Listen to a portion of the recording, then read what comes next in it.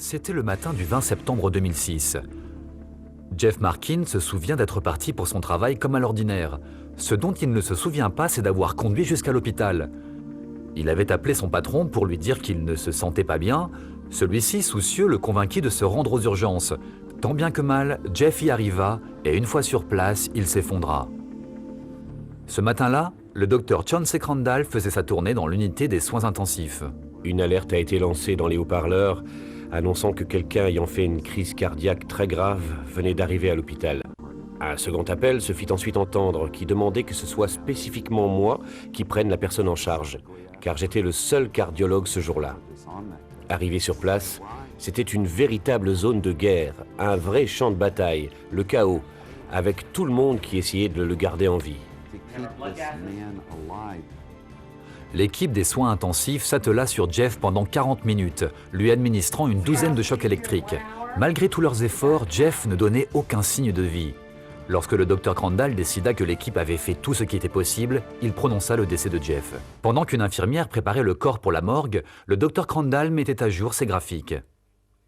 Dès que j'ai eu fini, je suis sorti pour me rendre en salle d'urgence et j'ai entendu une voix me dire « Fais demi-tour et prie pour cet homme ». Je ne voulais pas écouter cette voix car je me disais « À quoi bon prier? Il est mort.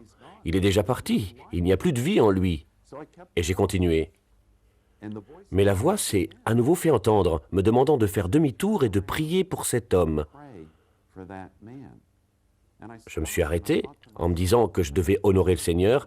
J'ai fait demi-tour pour entrer dans la pièce et me placer aux côtés du corps. L'infirmière se trouvait à côté et me regardait l'air de dire « Mais que faites-vous là ?» Je me suis tenu à côté du corps et j'ai ouvert la bouche pour dire ceci. « Mon Dieu et Père, je crie vers toi pour l'âme de cet homme. S'il ne te connaît pas encore comme Sauveur et Seigneur, fais-le revenir maintenant au nom de Jésus. » Je me rappelle de lumières brillantes qui tourbillonnaient. De ces lumières sortit un visage qui me dit qu'il était là pour veiller sur moi, afin que tout aille bien.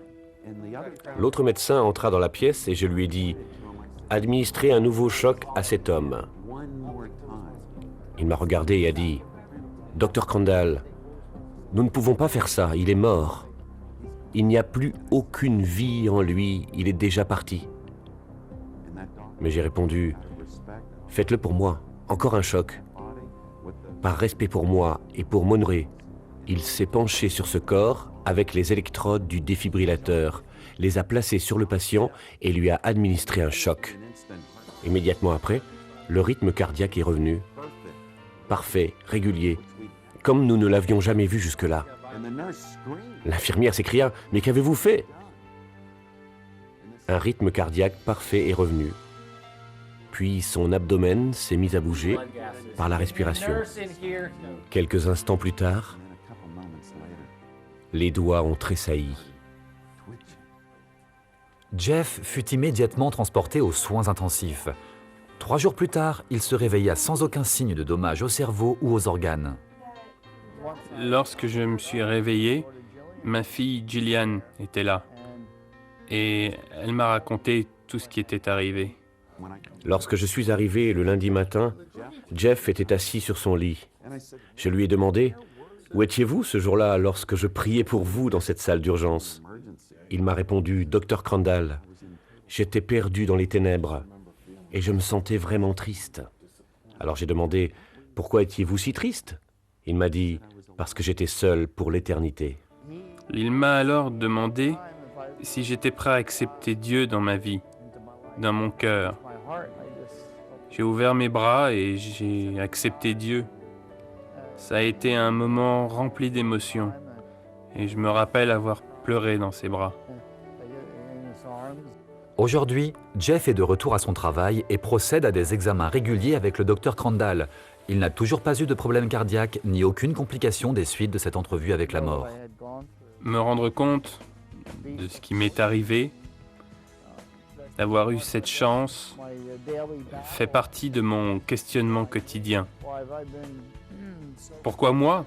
Pourquoi ai-je eu la chance d'avoir reçu la vie une seconde fois? Le jour où j'ai prié pour Jeff était un jour où ma foi était toute petite. Ce n'était pas ma meilleure journée avec Dieu. Et pour vous dire la vérité, lorsque je suis entré dans cette salle d'urgence, je ne voulais ni rester, ni prier.